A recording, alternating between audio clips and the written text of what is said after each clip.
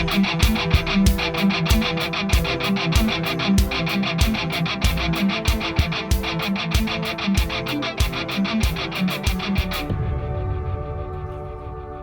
is Dr. Jerome Corsi, and today is Monday. It's November 13th, 2023.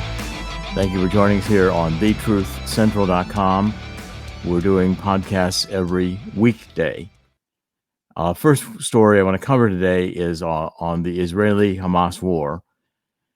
There's new fighting that has broken out on the border now with Lebanon and Hezbollah. The U.S. has actually sent in strike forces to hit some of these Hezbollah strongholds that are attacking Israel by missiles being fired. And so the fighting is heating up on the northern border now. And the Biden administration decided to bomb facilities used by Iran's Islamic Revolutionary Guard Corps for the third time in retaliation for new attacks on U.S. forces in the region, which have included in Syria from, again, Revolutionary Guard bases. Now, it's fairly ironic here that the Biden administration is now having to attack forces supported by Iran, because Biden's done everything he can to appease Iran. We just, made more deals with Iran. We're letting up on sanctions. We're doing all kinds of things to let Iran re-enter the oil market, which is more revenue for Iran. And here, Iran has been funding Hezbollah and Hamas, and clearly the step up in violence reflects the Biden administration pulling out of Afghanistan, leaving all that equipment there. Our military is a complete mess, and these aircraft carriers, once powerful and mighty and feared weapons, are just targets sitting there. Should this war get to a serious war, Russia could easily take out two aircraft carrier groups with a variety of missiles. Aircraft carriers are not today the weapons they were in World War II. Again, the IDF is now encircling the Hamas hospital. I think they basically got it under control or close to under control. The IDF has moved into the Gaza City, and it surrounded the Gaza City. Now it's moving into Gaza City. And it's finding and identifying the Hamas various headquarters, including a major headquarters that is located directly beneath Gaza's biggest hospital. It's very typical for the Hamas to use civilians as shields, including hospitals. So the Israeli ground forces on Sunday battled Hamas militants near Gaza's largest hospital. And again, the hospital now is completely out of energy. So the staff and displaced patients are walking around with no electricity, dwindling supplies, and a gunfire, which is now entering into the building. There is international, of course, immediate international reaction saying that civilians are being killed and hospitals are being attacked, which will turn against Israel, while the world will turn a blind eye to the hostages that were taken by Hamas, which evidently include a very young U.S. child. The IDF is making steady progress, killed several Hamas commanders, and are gradually gaining control even of the tunnel system. So the IDF is very systematically, the IDF being Israeli Defense Force, very systematically getting Hamas under control in Gaza. Israel is allowing Palestinians to flee from Gaza, opening up corridors and giving up time when there's a stopping of fire in response to the international pressure. These timeouts will only allow Hamas to gain ground again, to prepare themselves more for attack. Clearly, in attacking a war, you don't want to give your enemy an opportunity to reorganize. But with the intense pressure on Israel, Israel's having to, in a sense, compromise a bit its military purposes. I think Israel's looking at this as a long, prolonged effort. And Israel also is hitting targets some 40 miles inside of Lebanon. So this war is at the verge of expanding into a northern war and a Gaza war. Gaza, of course, is the narrow strip of land along the Mediterranean north of Egypt. Egypt, by the way, has forces at the border, and they are not allowing the Palestinians to come into Egypt. Egypt does not want the Palestinians. They are Hamas and the Palestinian Authority, the PLO, the Palestinian Liberation Organization, is a radical Marxist organization that has tried to cause overthrow of government in every country it's been in. Egypt, they were thrown out of. They were thrown out of Jordan. PLO was thrown out of Lebanon. Now they're in Gaza together with Hamas. And this is, again, going to be a long struggle with constant potential to expand into a regional war. Okay, now the other war that's going on with Ukraine, again, there's another not much positive to report on here. Kiev itself is in military collapse. The Zelensky has been lying. The Biden administration, all this hype about the spring offensive went nowhere. The counteroffensive, which was echoed throughout all the geopolitical mainstream media, which is nothing but propaganda machines today, engendered what everybody thought was with a brain that it expected. And this is Pepe Escobar writing, namely a dogfight. It was a fight. They have settled down in trench warfare. It's like World War I. Neither side is gaining any ground. But Zelensky is a commander-in-chief, a guy named Zaluzhnyi, typical Ukrainian names, hard to pronounce. He's head of the armed forces of Ukraine. He was the one who said last week that the war had reached a stalemate, which is kind of code words for we're in trouble here. He said it was positional defense. And again, what's happening is they're losing more and more territory. They're losing more and more men. And Zelensky is begging for more money and more equipment.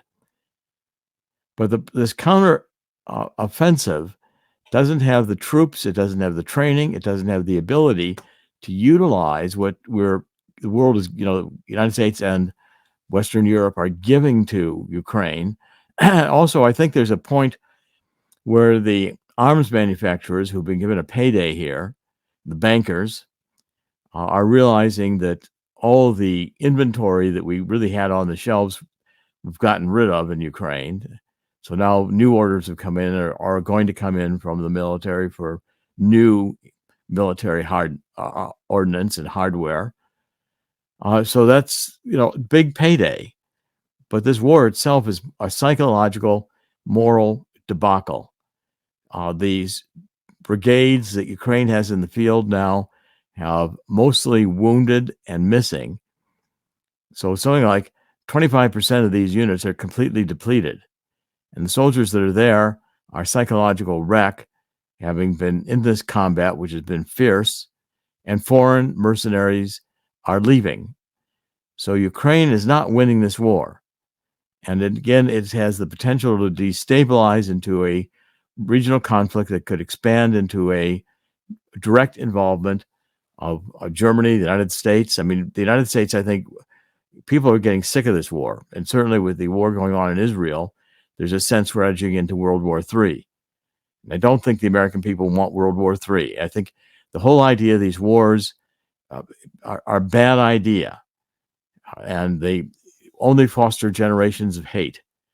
We are not going to, Russia and Ukraine have been fighting over this territory for hundreds of years. The western part of Ukraine is German speaking largely, and Ukraine, but they're also very tied to Germany, and they were very tied to Hitler during World War II. We still have neo-Nazi brigades with neo-Nazi symbols fighting for Zelensky. The eastern part of Ukraine is Russian speaking, the Donbass, and Russia's going to hold that territory as Russia's going to hold what they've gained along the Black Sea, including Crimea. These are strategic points that give Russia an access to the Atlantic through the Mediterranean Ocean.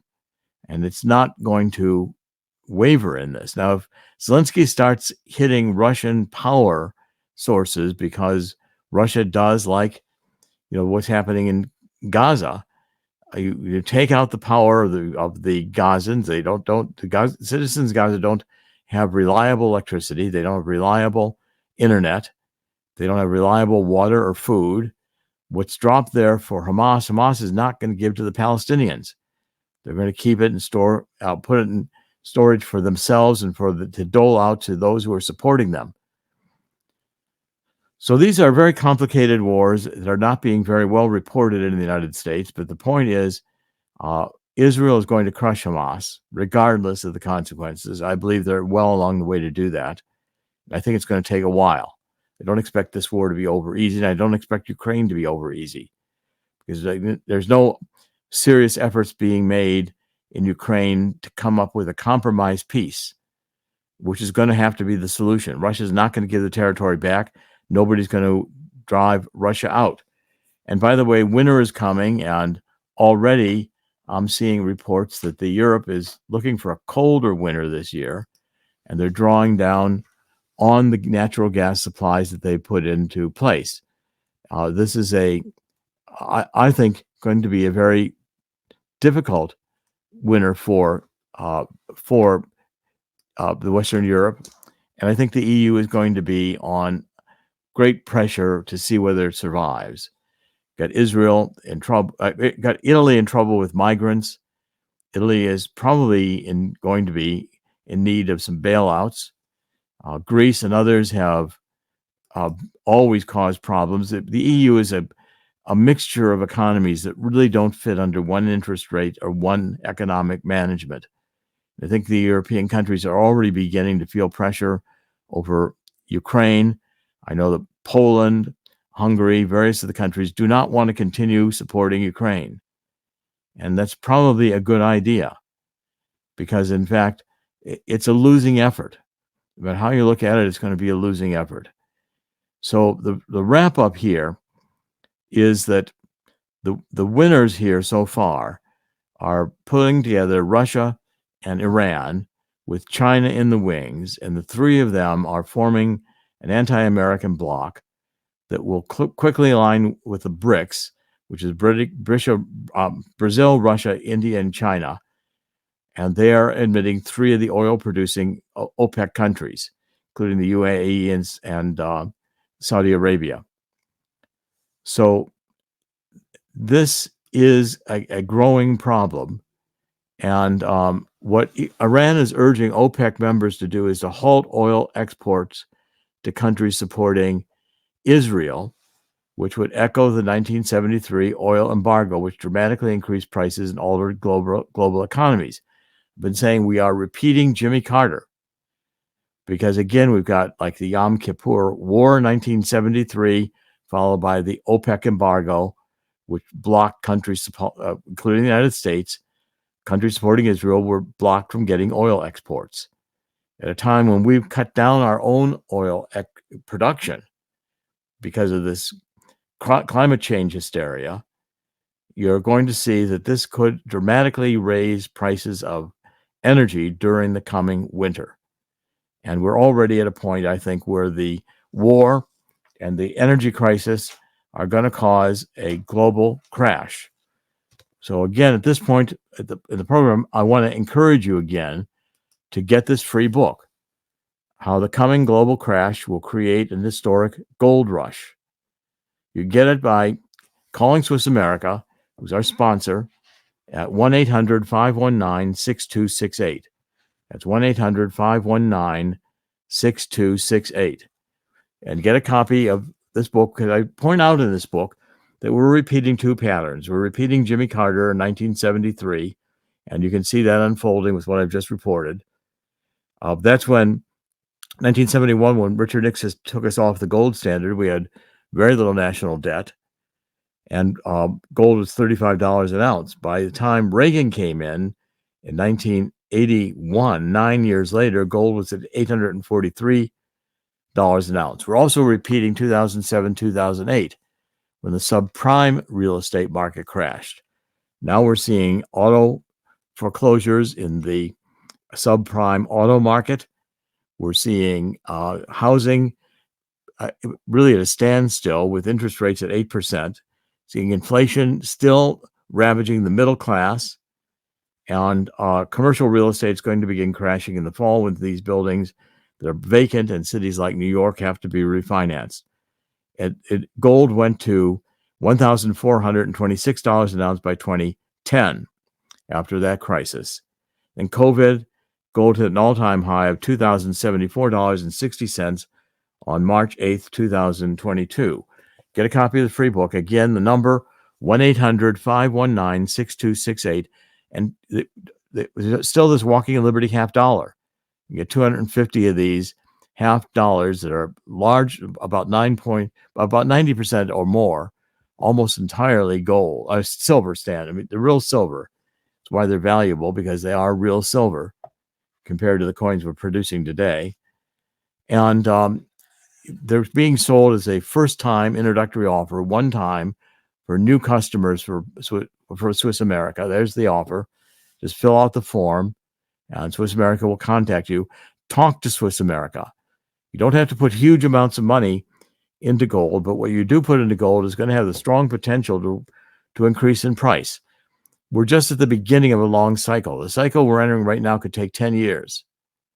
And the 10 years I'm foreseeing are going to be a major economic downturn as this global credit crisis crashes. This is a change in eras. We're moving from one configuration of the post-war World War II, where the Cold War's over. Now we're going into a multipolar world. We're going to have to deal with China and Russia, and there's a fading of the EU. The EU has taken on so many immigrants that are Muslim and are not integrating and are demonstrating in the cities like Paris, where you could have that type of a city fall into a civil war with the amount of support there is for Hamas. It also shocks me how much our universities have gone into this woke. The woke hates the United States. We trained 2 generations of Americans to hate the United States. And that's my book, The Truth About Neo-Marxism, Cultural Maoism, and Anarchy. And I've been stressing this for some time, that we've got to really understand the degree to which we are producing a world that is anti-American. And this whole ideology was developed in order to destroy America. And we are in the process of acting it out. The book explains all the way through the Frankfurt School, Marcuse, going back into the political philosophy, back to Marx, Gramsci.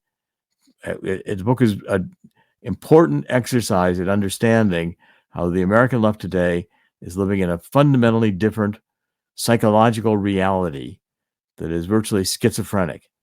I encourage you to get the book. Okay, now, Chris, I'm going to ask you to comment in a minute, so you might get ready. But you can see where we're broadcasting. Take a look at the upper right. Chris will cover some of this, but we are on many different channels. We are on Rumble. We're on BitChute. We have iHeart. We're also doing Apple Podcasts. You can see the Amazon Music. Just take a look in the upper right-hand corner. You'll see all the different places we are, either on social media, TikTok, Twitter, now X. You can see all the different places where we're getting this message out, as well as listen to some of the previous podcasts on the right-hand column. And Swiss America has put several different. We've got one good piece on the banking issues and relating to what we see as, and Dean Heskin, my co-author, we both see as a coming global crash. Chris, you want to comment? Going back to what you were saying about Ukraine, the propaganda has been quite awful and a disservice, if you will, to Ukraine's leadership and the people there. The media tried to lead the rest of the world to believe that Ukraine was fighting really hard and that our money has to go that way to help this roll. We understand the idea that we can't let Russia roll over anybody, but the fact is, under other circumstances and other leadership in the West, we probably wouldn't have heard of people, or Putin may have tried another way, or at least wouldn't try invading Ukraine, because he'd know there would be some kind of issue with that around the world. At this point, it's the weak West that's causing all these problems. Yeah. Hamas knows it can rampage all over Israel, although they're learning that they really can't, because Israel can fight for itself. You have these BRICS nations getting together, recruiting a whole load of other nations, led by two adversarial groups, China and Russia, who want to displace the dollar. This wouldn't happen under stronger Western leadership. Well, again, it's clear that since Obama, we've been attacking the United States. Obama wanted a fundamental change in the United States, which evidently means Marxist direction. That's what I said in 2008 in The Obama Nation, which I wrote, which is the #1 New York Times bestseller. And clearly, I don't think Putin has ambitions in general in Europe. I think he has ambitions to secure Russia's national interests in Ukraine. And I think he'll also turn attention to Finland, especially if NATO continues to press to get both countries into NATO. And that's a State Department insanity. The State Department and the CIA are two organizations I think we could do without. They, at any rate, let's go on. I want to cover some more stories here, and I'll give you a chance to come back and comment, Chris, at the end. I want to hear what you think about all these. The next couple of stories I'm going to cover on all this kind of economic stuff going on. Okay, so I want to mention a story about New York that caught my attention. 10 of New York's 72 billionaires have left New York because of New York City, or the state altogether, because of taxation. New York has lost 10 billionaires over the last 4 years, with obvious reason. The taxes are too high. They can save tens of millions of dollars, billionaires, by moving somewhere else. The New York Post did a story on this last week. The Post noted that 62 New York-based billionaires that appeared on the Forbes 400 list, essentially, that there were 62 compared with 72 in 2019 and 65 in 2022. So billionaires are just leaving, and there's a good reason. The taxes, when you take a look at the taxes, and I know at this level people say, well, they have so much money, what difference does it make? Well, it does. So that tax revenue in the state of New York and the city of New York are heavily dependent on this revenue in order to provide services, because, again, New York, the wealthiest 1% of New York taxpayers contribute 42% of the total tax revenues. Billionaires in the state are subject to the highest tax bracket, facing a substantial tax rate of 14.8% on top of federal taxes. Now, just by moving to Florida or some other state, and in fact, one of the billionaires is Josh Kushner. He was his father went to prison. He's son of Charles Kushner. This is the Kushner family. Charles Kushner was pardoned by Trump in 2020. And Kushner was also another Kushner, Trump's son-in-law. So, and again, if New York continues to rely to fund government services on billionaires, those of high net worth, higher earners, and yet they're taxing them so heavily, you've got the Democrats in New York not understanding that taking people's money to pay for a bankrupt city and state is not a formula to fund social services to people in a quantity that cannot be sustained. So, but the problem is that the state's ability to take care of the MTA in New York City alone, or to fund the public school system, without the billionaires, New York's not going to be able to do it. This is problems we're seeing all across the country. We're finding the Democratic-run cities are getting to be a nightmare. I was in Philadelphia over the weekend, and I'll tell you, Philadelphia was, it's shocking how much Philadelphia has deteriorated. The roads are a mess. The roads are just a mess. There's homelessness. It's not safe. much of the city has fallen into a subclass standing, especially the close-in suburbs, black and white. And the city is falling into disrepair. It's gotten to be actually dangerous. And there's not the necessary police coverage. Traffic is a mess in Center City. These cities are going to collapse. San Francisco, with the homelessness, the lack of people coming back to work after the pandemic, the fact the cities are not safe in the center city. Why spend all the money to come into a center city and then be accosted by homeless who are begging, possibly on drugs and possibly dangerous? Few police. It's a formula for a collapse. And I think we're in the beginning stages to see our Democratic-run cities into major collapse and decline. Now, at the same time, we're also seeing the insanity in the global warming continuing. Story in the Wall Street Journal today that China's spending on green energy is causing a global glut, so that China has revved up the production of solar panels. A dairy farmer, a toy maker, there are people getting into the solar panel business in China who have never been in anything related to energy. Toy makers and dairy farmers, well, there's money to do it. And China's state-owned, state-guided, I believe state-owned economy spent $80 billion on clean energy manufacturing in 2022, around 90% of all such investment worldwide. China's also investing heavily in coal. China needs massive amounts of energy. And China is not going to stop using hydrocarbon fuels, which, by the way, are not fossil fuels. I cover this in my book on the truth about energy, global warming, and climate change. So what's happened is with China producing cheap solar panels and selling them at maybe half of what Europe costs to produce similar, you're finding a collapse. You're finding an oversupply of components, which lead to falling prices, and it pummels profits at manufacturers around the world, whereas the Chinese are capturing the market for themselves. Others are going into, in Europe, European partners, the United States. This oversupply is causing bankruptcies among solar panel manufacturers here.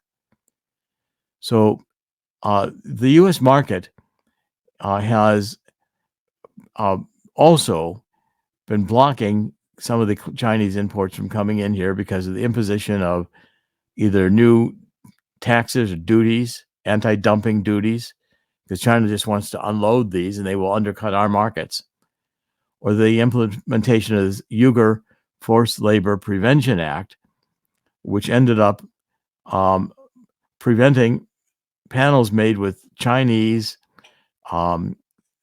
silicon that was mined by the Uyghurs from entering the United States. So China is becoming a fundamentally disruptive force.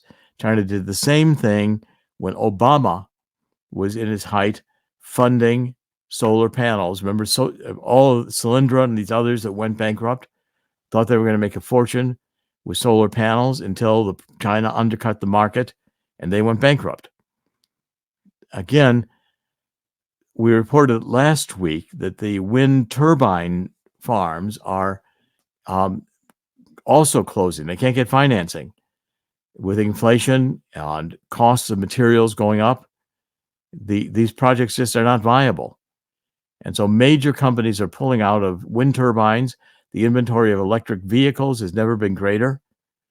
Some of the articles I reviewed this morning showed huge numbers of Chinese-produced electric vehicles ready to be shipped, but there's no market for them. They're not turning out to be practical. All of this solar and wind, while you can generate some electricity, our grid is not set up for this. And if we had everyone with electric vehicles like Biden wants to mandate, we would very quickly burn out the grid, because instead of cooling off at night, the transistors that fuel this grid, that move the power along the grid, would burn out much faster. And so these are ideologically driven ideas. They're not mandated by bureaucrats who are again operating ideologically. And the underlying science, which is motivating the climate change movement, is not sound. So the last story I want to cover today is this. It was predictable when we were seeing the summer was hot. Well, you knew where that was going. They were going to say this was, now it's not global warming, it's global burning. That was what was being said during the summer. Okay, well, now the new mantra is that, the new meme is that this is the hottest year in 125,000 years. That's what the EU scientists are saying. And it's being ridiculed. I mean, what do the Neanderthals in the caves have their little thermometers to make sure they recorded precisely Earth temperature? Well, that's not how these, that's kind of a good joke on this. But the point is, you can measure Earth's temperature many different ways, including looking at ice core samples, including there's all kinds of measures of tree rings, etc., that are surrogates for how hot the Earth was in a particular year. Now, the problem is that you had not only the medieval warming period, but we had thousands of hotter Holocene years. In the Holocene, about 8,000 years ago, the sea levels were about 1 to 2 meters higher. Okay, so studies all around the world show that sea levels were as much as 1 to 2 meters higher 8,000 years ago, and have been falling for thousands of years. For example, studies on mangroves in Brazil show sea levels were about 2.7 meters above the 2.7 meters higher during the mid-Holocene. Mangroves grew 34 kilometers further inland. Okay, so the world has actually, 6,000 years ago, the world was so much warmer. The Sahara was lush and green and wet. Even the sacred, revered ice cores from both Greenland and Antarctica show that it was warmer. Greenland is Greenland because the ice had receded in Greenland, and Greenland was then green and accessible to the Vikings and others to settle. The deepest oceans around the Holocene were 2 degrees warmer 10,000 years ago. That's what, again, these boreholes drilled around the world agree that the Holocene was a much warmer era than today. And there were no industrial revolutions going on during the Holocene. Okay, so again, the climate science is a lie. It's hysteria. It's a secular religion. The carbon dioxide is a trace molecule in the atmosphere, about 0.4%. The sun is the major driver of Earth's heat and temperature, and right now we're in an interglacial warming period. The Earth's orbit around the sun is more circular. We're not at the extreme of an elliptical far away from the sun, like an egg-shaped, which is how the Earth does orbit the sun. It gets more circular, and then it gets more egg-shaped. It gets more egg-shaped, we have an ice age. Won't matter how much carbon dioxide there is. So again, sorting all this out and deconstructing all of the negative reporting, the lies that the mainstream media is putting out, including that Bidenomics is working. Well, Bidenomics is working only on the New York Times staff. Ask the middle America, and Biden's losing poll after poll after poll. He is demented. He appears to be in senior dementia. He's sometimes half the time doesn't seem to know where he is or who he's talking to. That's the president of the United States.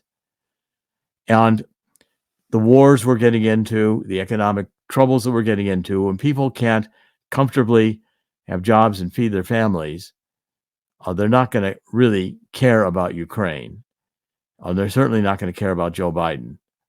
So we're going to be hearing a lot more against Biden if he does persist and decide to run for re-election, which I think could be a disaster for the Democrats. Chris, any final comments before we wrap up today? Well, who do they have left? What kind of talent have the Democrats nurtured which could win a national election. Kamala Harris, they were trying to nurture her, and putting her in the spotlight was a huge mistake for them.